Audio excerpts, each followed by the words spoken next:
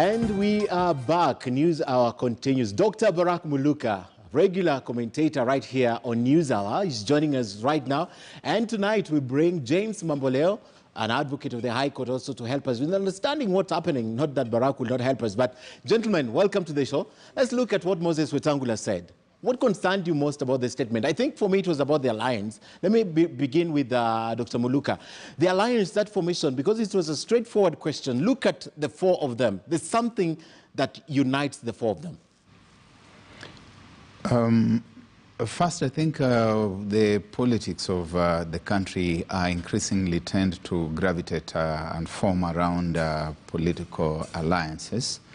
But there are alliances that are also difficult to understand, just as are the issues that seem to separate them, because one would expect that there would usually be certain ideological orientations that are either diverging or converging, and to the extent that they are diverging, it becomes difficult to come together under one umbrella as one party.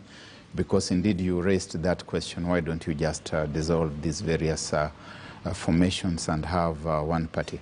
And if there are convergences, then you would expect that it should be possible to have one party. Exactly. It does appear that Kenyans want to have certain spaces that are actually defined along ethnic lines, and that you therefore command a certain ethnic following as your base. And from there, you can go out and try to expand by way of trading horses with other ethnic leaders. The danger in all this is that we do not seem to be creating political parties as instruments of democratic search for power and even exercise of power. Mm-hmm. In fact, if we do not watch out, we are going to end up with creation of ethnic warlords that say that this is my space. Yes. And you don't come to this space but it's already happening without my consent, without my permission. And you can look at the conduct of elections in the country.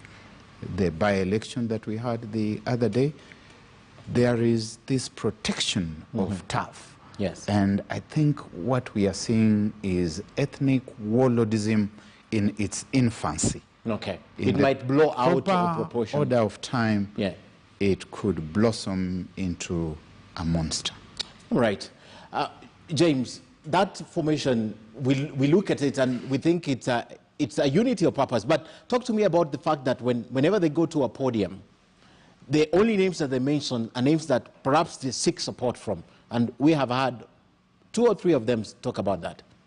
Let me go straight like an arrow to the reasoning behind the formation that you are seeing that encompasses Moses Wetangula, Kalonzo Musyoka, and Musalia Mudavadi. These folks have been on the political scene for quite some time.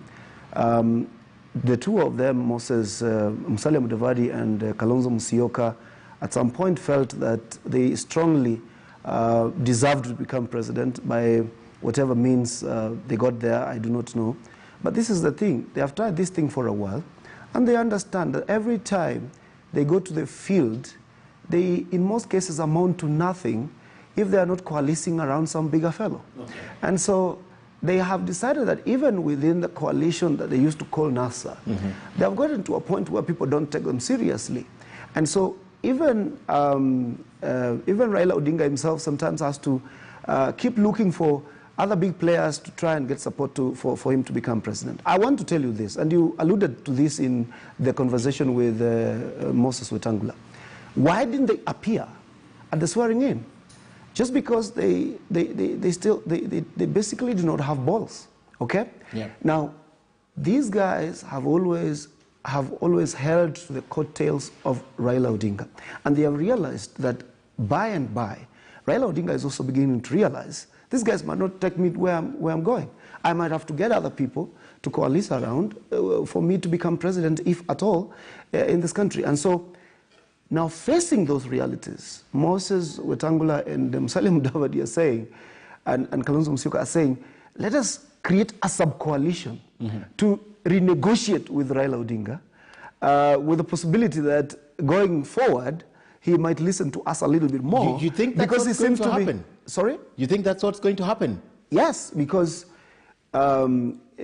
just look at the handshake scenario. Just before the handshake, it was rumored that the three were actually in discussions with Jubilee with a view of reducing the tensions in the country.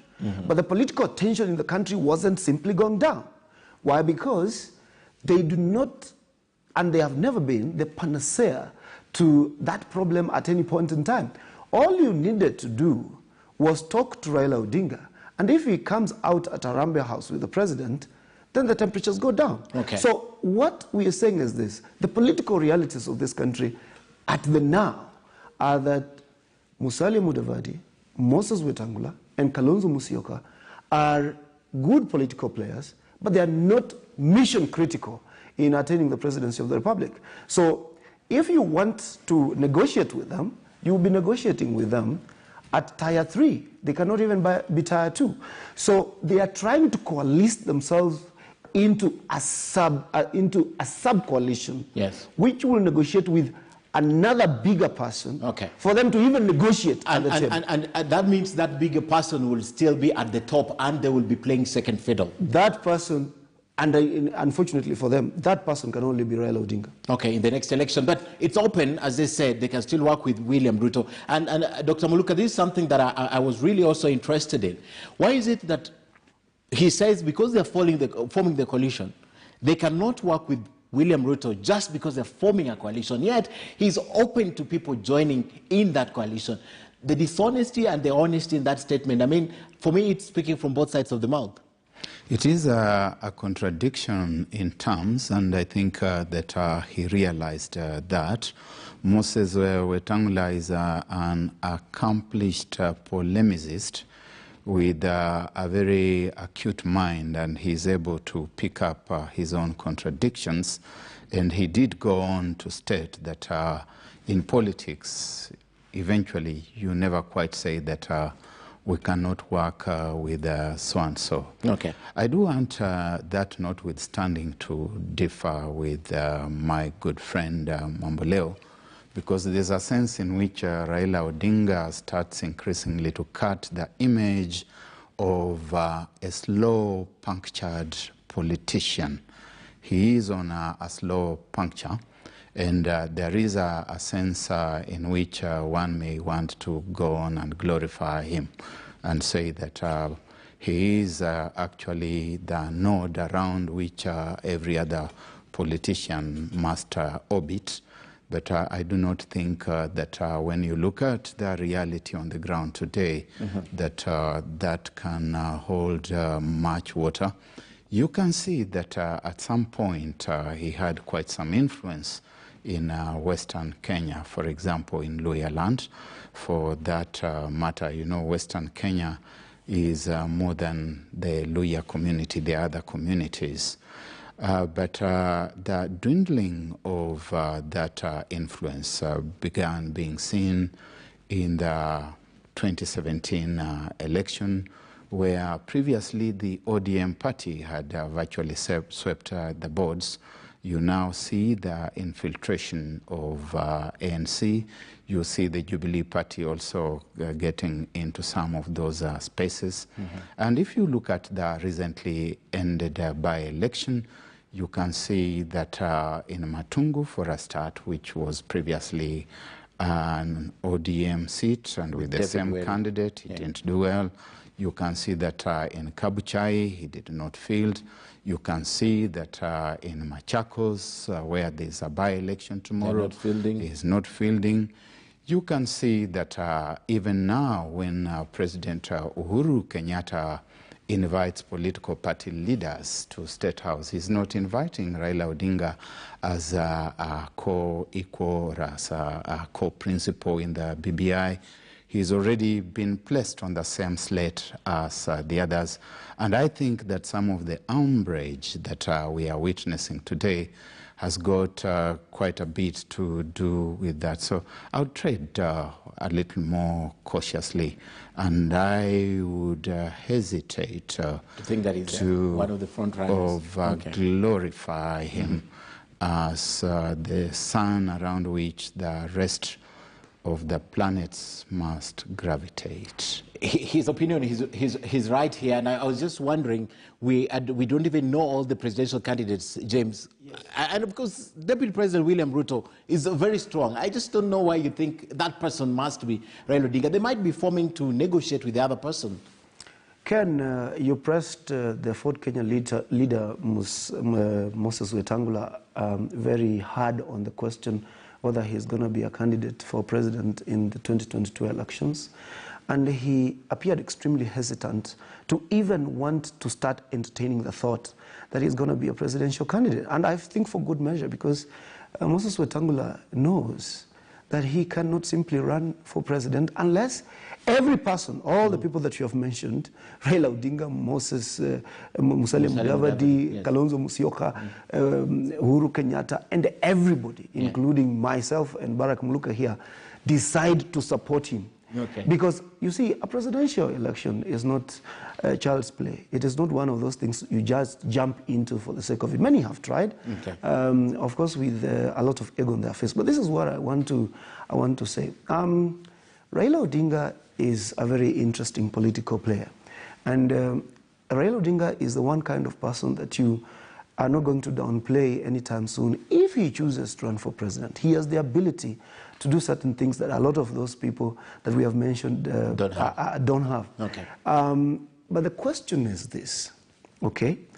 Have the three leaders that we are talking about reached out, mobilized, brought on board, designed or created a structure to run for president in 2022, and it's just about a year and a few months away? 17 months. The answer is definitely no. Okay. And I can tell you,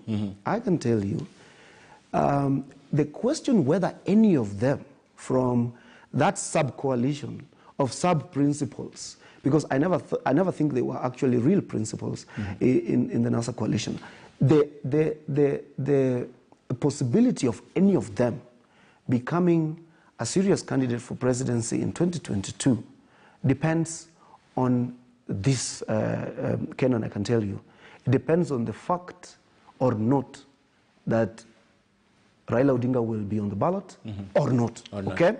If Raila Odinga is on the ballot, the first casualties in that run will be these fellows. Okay. That is, while we maintain the blistering ambition on the other side of the Deputy President, William Ruto, to run for president. So long as in this country, in the coming election, Raila Odinga is running for president with William Ruto on the other side, the only story that can be written about the three gentlemen we have mentioned is that they had the ambition to run for president. Okay, I want us to end this because it's a discussion that we will go on and off.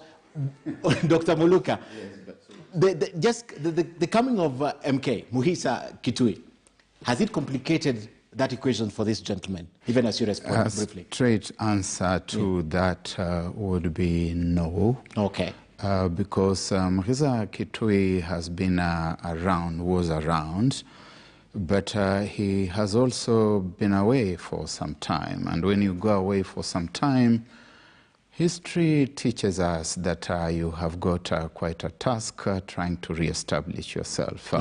And I usually remind myself that when Moses goes to the mountain and stays there for too long, when he comes back, he finds the children of Israel have not only forgotten him, but they have also forgotten the God that he taught them to be worshipping. And they start worshipping other gods. So it's a straight no. He has got a task.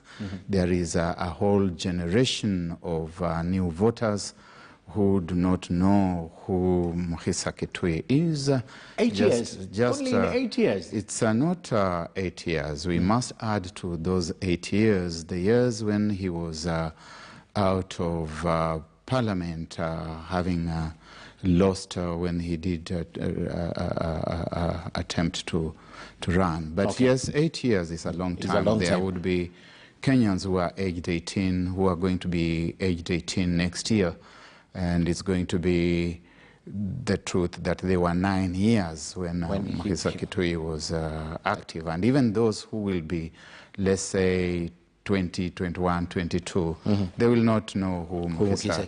Kitui is. Okay. But my good co-panelist articulates issues in rather extremist terms and of a dismissive nature, which as a pundit I guide myself to be a little cautious not to do, essentially because when you look at a coalition formation, everyone comes with some assets. And I think it is stretching things to certain extremes to be dismissive and say that these weaklings, they do not bring anything on board, particularly when you look at the architecture of victory in the presidential race. Here is an election that must be won by 50% plus one. And if we were talking about personalities that were so formidable, all these thoughts about election stealing and flaws notwithstanding, the gentleman who is being raised to stratospheric heights would actually not need to look for coalitions. And if it is true that he is trying to cobble other coalitions around, it's already an indication of the fact that nobody is ultimately so formidable. But I restate, Raila Odinga, the Raila Odinga we have known. I've learned in history to distinguish between the person I'm seeing now and the person who has been there. The Raila Odinga I have known and the Raila Odinga I'm seeing today are two different Raila Odingas. The one I'm seeing is a tire that has had good tread, but now it's on a slow puncture. All right, gentlemen, away from that, it's a discussion we can't conclude. But tell me this, the Jubilee Party through NEC is muting the idea of, subject to what President Uhuru Kenyatta thinks, of removing the Deputy President, William Ruto, as a Deputy Party leader. My first question, James, does he get that position as a Deputy Party leader by the fact that he ran as he was the running mate of President Uhuru Kenyatta, or we know most of those positions were appointed because Jubilee was just growing, but how does he get that position, and how do you legally remove him?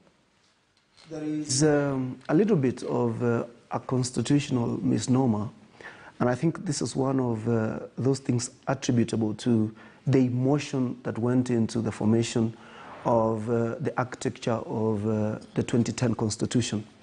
I believe very strongly that the framers of the 2010 Constitution were overly influenced by an anti-Moi sentiment. So much so that everything needed to be jealously guarded. Every small fault that had been experienced in the Moi dispensation was thought to be probably, possibly curable by some provision of the Constitution. And one of the things that this Constitution did is to create a security of tenure for the office of Deputy President, of course following what had happened in that office before. Now, look at the presidentialist system that we have borrowed from the United States. The presidentialist system, as it works there, is one in which the person who serves in the office of the vice president literally lives in the shadow of the president. They are a principal assistant of the president. They do not in any way work extremely hard while they serve in that office to try and establish any political constituency of their own until probably very late in the day when the president has had his turn and is moving out. Now, when you look at the constitutional edifice around the presidency as pitted against the Political Parties Act and other acts of parliament that regulate the formation of parties. You can see a small disconnect there because in the party regulations and the Political Parties Act, you see that there is actually a possibility of disinheriting the party leader of any political party of the office that he holds, and it will be legally so. But that does not lead to a removal of the deputy president from the office of the deputy president, because the Constitution has laid out expressly and very clearly that the deputy president shall serve that term unless he is removed in accordance with the provisions of the Constitution. So Jubilee could actually go ahead and remove the deputy president from the office of party leader. Yes. But I do not see that taking away his position. Before I go to Dr. Muluka, tell me this. If you remove him, he is the deputy president by the virtue that Jubilee is in power. If you remove him from a party position, don't you expose him? Quick answer. Do you expose him to things like impeachment that we've had, muted or not? Do you do that? I can tell you, from political play in this country, if it were that possible to, if it was that easy to remove the deputy president by way of impeachment, I very strongly believe that that would have been done a long time ago. But there are complications. Yes. You cannot take away the possibility that someone is going to raise the question that now you are not the deputy president, you are not the party leader of the ruling majority in parliament. And so therefore, why should you continue serving as deputy president? Of course, that will get a very simple answer, that I'm here because the Constitution decrees this position. However, you know, the question of impeachment is predominantly a political process, and the Constitution has inbuilt mechanisms to ensure this process is not abused. So you expect that someone trying that kind of trick is going to be convinced that they have the numbers to do so. Otherwise, it is going to be unprecedented, a political attempt that amounts to just embarrassment. Dr. Muluka, we've talked about this, what David Murathe said on this same station about the eviction party at the Hustlers Mansion, the official residence, and then now they're muting removal as the deputy party leader. The president has spoken. Kama hutaki, mbona unaongea nje, toka uongee. All those things have been said. So if they go ahead with this, is it possible to remove him? And if he is removed, is it possible that even it will be easier now for the proponents of impeachment to say, you know, this guy now has no foothold. Even the party, he does not lead any party. Let's do away with him. Let's marshal. And they go to the State House and the MPs and talk to, and let's get over and done with this guy. I want to agree with my friend Mamboleo that it is hugely ventilation of frustration on the part of those who have been mooting all these various scenarios as possible paths to be followed in dislodging the deputy president from the office or offices that he holds. One of the easiest things to do, of course, is to remove a party official from the office of a party official. And if he or she is not minded to fight that removal, you can quite easily remove them from that particular office. It's quite a different ballgame to remove a member of a party from the party, leave alone somebody who is a deputy president. Ken Mijungu, I speak with the benefit of having had the privilege to serve as a political party secretary general in this country under the current legal dispensation. And I can tell you that if the process of trying to remove, say, Deputy President William Ruto from the Jubilee Party, leave alone as Deputy Party leader, if they were minded to remove him from the party, they would possibly be concluding that exercise sometime in the year 2023, around this time. And the question then becomes, is it necessary? Falling out with among leaders in political formations is normal. It's part of their politics.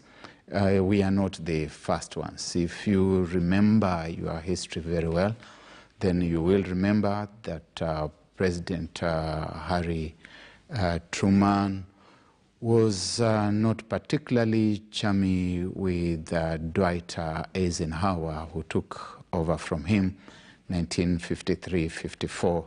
In fact, there was no proper management of the inauguration of the new president because of the bad blood between them. And in his own turn, President Eisenhower in 1960-61, when he was leaving the scene, and the Republican Party nominated Richard Nixon to run against J.F. Kennedy.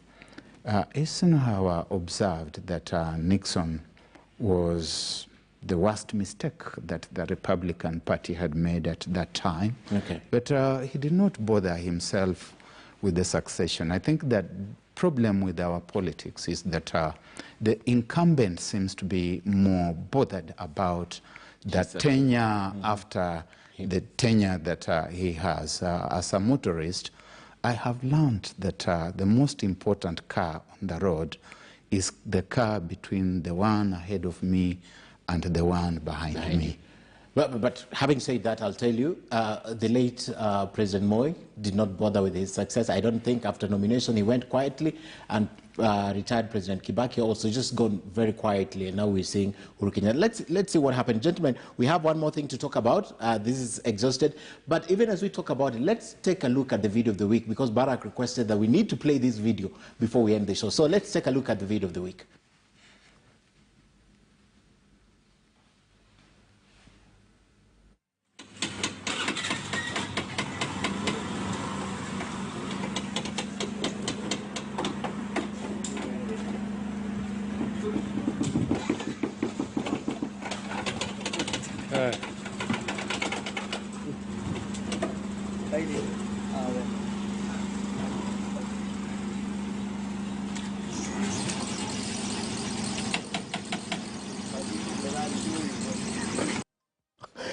Gentlemen, this is very interesting, and Barack is cracked up.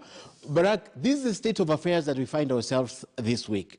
Just brief comments, because the last question I want to ask you is about Machakos tomorrow, and the fact that there's been a back and forth between withdrawal of Chap Chap and the fact that they wanted a strong contender that could beat UDA. But that state of affairs that we find ourselves this week, Barack. Yes, the gentlemen, they are, of course, dramatizing the challenge just so that their message can get home. I think we are in a bad place. We predicted this after that law on VAT was enacted a couple of years ago. I have seen a wide trending of footage that I wrote for the Standard about 2.5 years ago. And I told Kenyans that they were embarked on a very agonizing journey. It was just the beginning. It's come to pass. And it's coming to pass. In fact, if I could borrow from Majori Olude Magoe, it's just coming to birth. Coming to birth. The worst is yet to come. The worst. And James, if I am going to pay this much for this fuel, then you better ensure that everything is in my tank. Everything. Literally. Literally, yes. That pain is real. I know you're a motorist. Yeah. Not even a dropout, yes. Yes. My issue with the state of affairs fuel is not so much how much it costs now, but but the way in which the institution that is in charge of enforcing these prices, or the institution that determines what we pay for this fuel, the way they go about it. Okay. They need to give Kenyans an explanation that the reason why fuel is going up by this amount is because of certain fundamentals, for instance, that are that drive the price of fuel, probably internationally, and so on and so on. The idea that you just wake up in the morning and add an extra 7 shillings on top of the liter of petrol without any explanation, and you go quiet, and then you leave Kenyans to go haywire on social media, and you are not saying anything until about 2 days later, I think is very irresponsible corporate communication. Okay. But let me ask you. Yes. Let me ask you a quick one on that. Would it make it better that I explain to you why I'm adding 7 to 10 shillings? Would it make it better? It would. Okay. Depending on exactly what you're going to tell me. Okay. If you tell me, for instance, that the fuel prices are going up internationally, we are sourcing this fuel at higher prices than we used to, what is IPRA going to do about it? Okay. It is definitely going to have to increase the fuel prices. Yeah. But if you just come out and say, here it is, you now have to deal with 7 shillings extra, I think that's a big difference. For me, it will not make a difference because that 7 shillings will still be passed. Whether you explain to me why you're adding it or not, it's still being passed. Well, gentlemen, as we end, this is something happening tonight. The by-election tomorrow, just in 1 minute each. That withdrawal, put it into context. Let me begin with James so that Barack could end. That withdrawal of Chap Chap, just in a minute, we really need to end. You see, Kenyans are going to the elections and they will vote. And even before they go to vote, serious political players already know what the position looks like. From a vintage point, I'm sure the president has intelligence on what the situation is looking like. The parties, party leaders and party honchos are on the ground. They understand what the probable scenarios in tomorrow's elections are. And then, of course, there is also the question of what does the election of Machakos senator, if it goes this way or that way, mean for the key political players? Yeah. And so nobody wants, very close to 2022, with BBI in the process, nobody wants a scenario in which they are left with a predetermination of 2022 from the Machakos election. Because That's why this election is so critical for most of the political players. So these withdrawals, the talk that you can see going around the political, which is quite healthy because political competition requires some presence of mind as you go into it. All that is for purposes of ensuring that what happens tomorrow doesn't disappoint each of the political sides. All right, well said. Barack? Machakos by-election tomorrow, Ken, is many things. At one level, it is a domestic duel between Senator Mudama and his former wife. It's an unfortunate case of a family displaying and washing its dirty linen in public, but there you are.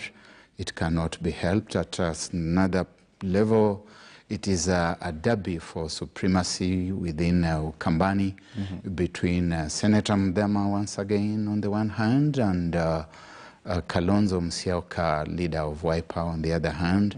There have been others. I think that particular one, the jury will continue to remain out for a while because Mutua has had to withdraw his candidate.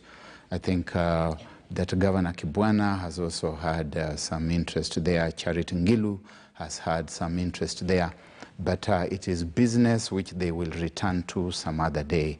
At another level, as we saw the president trying to rally people together to vote in a certain way, it is also a continuation of the disjuncture between the president and his deputy. Once again, an unfortunate one, because as I said earlier on, if I were privileged to be president, I would be more concerned about the tenure that people have given me rather than the tenure that lies ahead and which I might not have very much control over.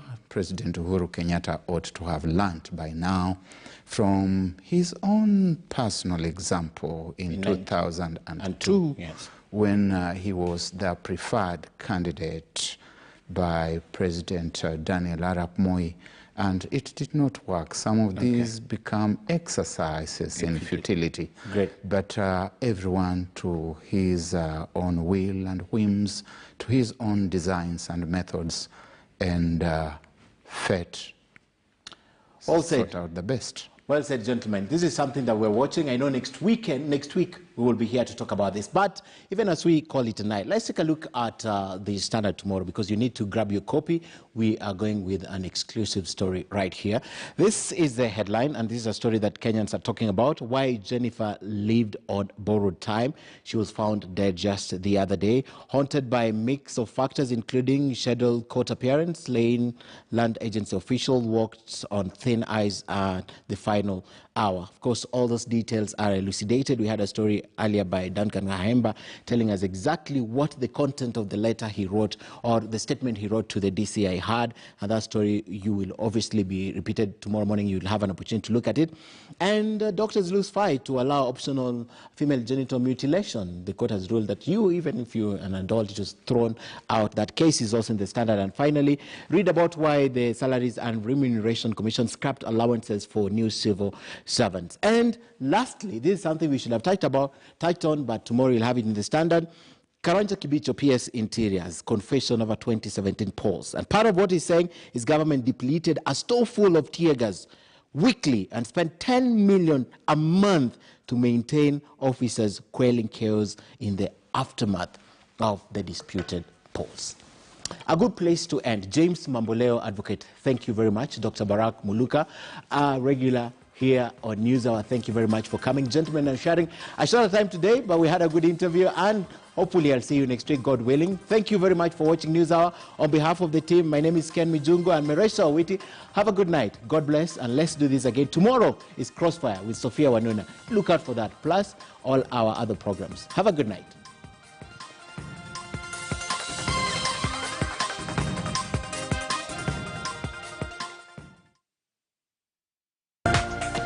This is KTN News.